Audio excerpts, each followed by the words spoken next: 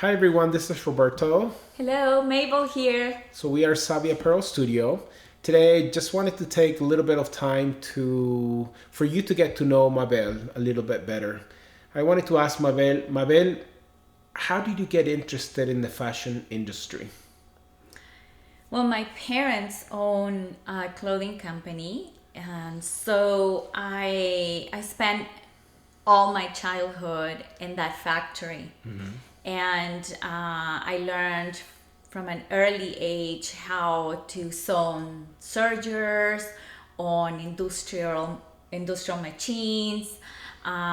Basically, I was using these like vertical knives when I was like 9 years Nine old. years old and using a huge vertical knife. Wow. I really don't know if my parents knew this, but I have memories of being at the factory playing with everything, like cutting things and just like playing with the tools. And yeah, so that was my start from that point when I was little. So you started Yeah. developing love for the industry, for the art, and also Yes. expertise in the area, right? Well, the funny thing was that my parents wanted me to be a lawyer, so they they were trying to influence me to go to law school. And in fact, I went to law school for about a year, and finally I was so unhappy because I couldn't create anything there. And you were just talking about the Roman Romans, law and code and no, that wasn't me at all. knowing Mabel for many years, that's not her. So it was a good choice for her to leave Yeah, that. completely. And I am so glad that happened to me because I was able to think through who I was at an early age and know that I had to make a decision and go for what I really loved up to that point. So that was a turning point in her life. And how old were you? I was 18. I 18. think like 17 or 18. Okay. Just, yeah, 18. Okay, I think. perfect. So Yeah, because I graduated from high school at 16. Okay. So, yeah. So she was 18 and made a life-changing decision. So what did you decide to do? Where did you go? What did you want to do instead of law school? Yeah, so I remember having a conversation with my sister, one of my older sisters, and she started talking to me about what I like to do, what was my passion, what I enjoy doing. And then that was the very first time that I kind of realized I love to be at the factory. I love to be between fabrics. I love to be drawing and all of that. So then from that point, I had a conversation with my parents, and I started going to fashion school in Chile. So I did a year at an academy in Chile, but then I realized I needed more. I definitely needed more. To me, because I had, this free education growing up, kind of. I had all that experience. In the working or playing at the factory with the knives. Exactly. So then and the sewing when I machines. went to this academy in Chile, they were having me sew in house machines. In home type in of home machines. type machines. And I felt like I needed a real exposure to the education that I really wanted to have, like a little bit more intense, right at a place where I was gonna get that, education at the level I really needed it. So my understanding is that you went with your family on vacation to Europe. Yeah, so we went on vacation to Europe, and so I mentioned to my parents, but I want to study here, and it was like just a little thought that I had. what if I can study in Europe, where, all the fashion industry is really long, strong, and they have years of history in the industry. So what country were you in At that point, when it that was thought came to you? in Spain, and my parents had a friend that was living. She was from Chile, and she was living in Spain, and she was a fashion designer. In what part of Spain? In Barcelona. So they reached out to her, and she suggested for me to go to this particular school that I went to. Okay. So this school, what is the name of the school? It's the Guerrero Academy. Academia Escuela. Guerrero, Guerrero Academy. It's a well-known fashion design and pattern making academy in Barcelona, Spain. Yeah.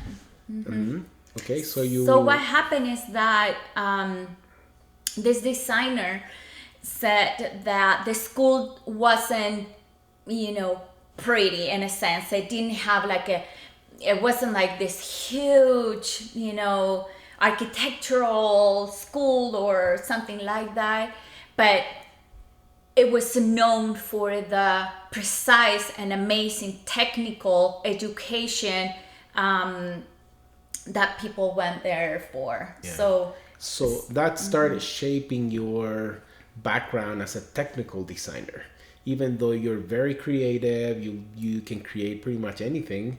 That gave you the foundation to start a career as a technical designer. And what was it that you focused on that school learning? Yeah, so I focus on pattern making specifically, and sample making, and the relationship between pattern making, the relationship between drawings, then pattern making and sample making. So those three areas, and in different and from categories. what you've told me before, also understanding your anatomy, Exactly. a person's anatomy, and how that fits into the patterns and the entire development process. Exactly. All of that was really strong at the academy. And not only that, but also all the complexity of the formulas for pattern making.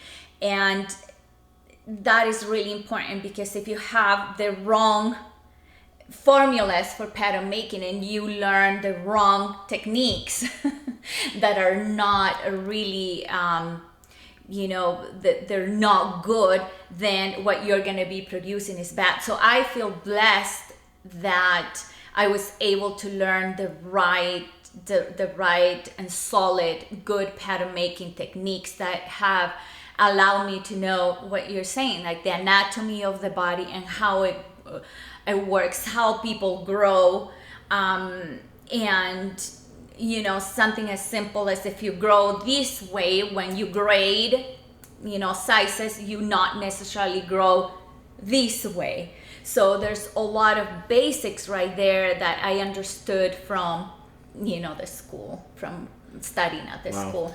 So after you graduated, you went to do some volunteer work in Latin America for your church, and then after that you came to the US. So she lived in the US when she was 16, I think. You finished your high school here. Yeah, I came for a little time. So then she came back to the US, and that's where we met. And we met before, but this is where we got married. And then what made you want to get started in the fashion industry again, or what was it that you did to start your career here in the US?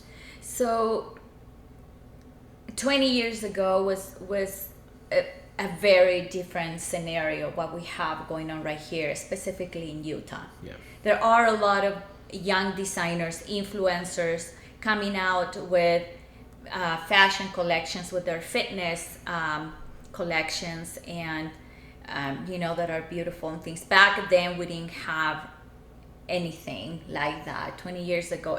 The market was really, really difficult. And for me, it was really hard to pinpoint what I could do. At that point, 20 years ago, I had my twins that are 19 right now. So my life was kind of different. I kind of took a little bit of a break. And then I realized, you know, I had a couple of clients, and that I think that was like 15 years ago. Yeah, 15 years ago, when I realized there was a need for people that wanted to start and new collections, to have a good pattern maker, to have the services that we give right now. So 15 years ago, you were approached by a couple of companies that were in the startup mode, and they needed your expertise with the pattern making, right? Exactly. So that's how the consulting type of business started for me. One of these companies was very successful, and they were a startup company, and they grew significantly, and Mabel was involved in the entire development of their collections and all their products. They even had a ton of retail stores throughout Utah and also other states. So tell me a little bit about your experience with that company, and how was it working with the company in high growth mode? Yes. It was very fun. It was super fun to be able to see here in Utah the ladies and women wearing what I was working on with this company. My patterns, with this company, I did have a lot to do with design as well. So it was very, very satisfying and rewarding to see, going to the pool, for example, and seeing all these women wearing the swimwear line that I had worked on, and it was a very, very nice experience, and it was. And then this fun. company, did you have the opportunity of doing production management for them overseas? Did you go A little and bit. visit some of their factories? Yes, a little bit with this company, and it was we were producing more here in the U.S. So most of the productions, and they were starting with production in overseas, where I did go to Asia for them, but I mainly helped them with the U.S. production. That was huge. Yeah. Then that brought another startup client that also became very successful, selling in big retailers throughout the US and producing overseas in multiple factories. So Mabel also handled a lot of that production management and product development for these companies. And then that brought a lot of other designers and a lot of other collections and a lot of other projects with many, many, many companies throughout, the US. Yeah.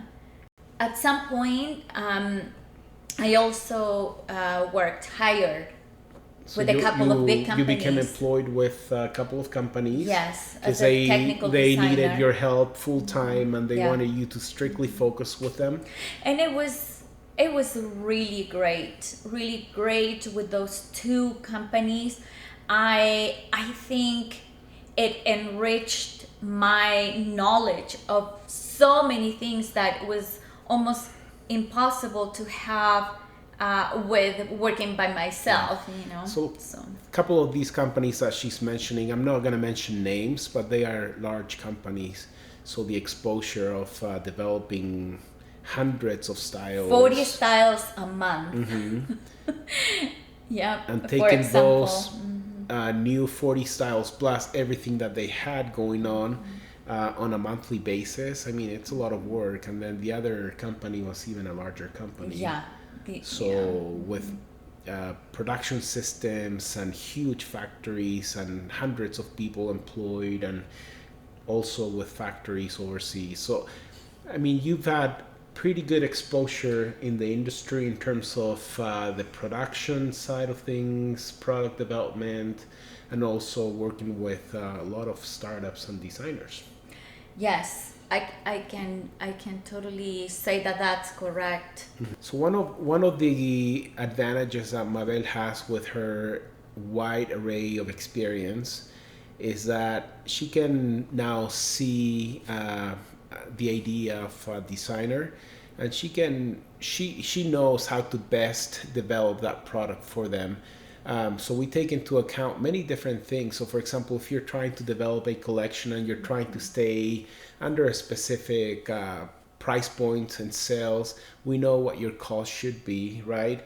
So when she develops the product, she makes sure she stays within that range. Because there's different things on the construction of the garment that can increase the cost of the Oh production. yeah.